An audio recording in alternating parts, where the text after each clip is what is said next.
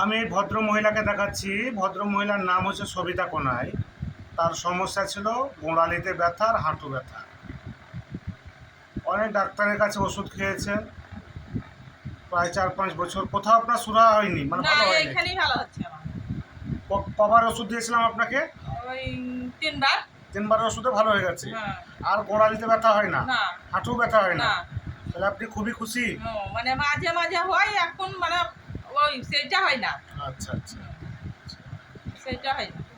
সব সময় একবার অসুস্থি ব্যথা হচ্ছিল, পা ফেলতে পারছিলাম না।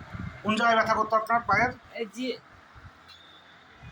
এইখানে এইখানে আর ব্যথা হয় না? না, এইখানে এইখানে এই এই ভিতরে এইখানে। আর এই হাঁটু দুটা কামড়াতো। আর কোন হাঁটুটাই? এইটা এইটা দুটাই কামড়াতো। দুটাই কামড়ায়।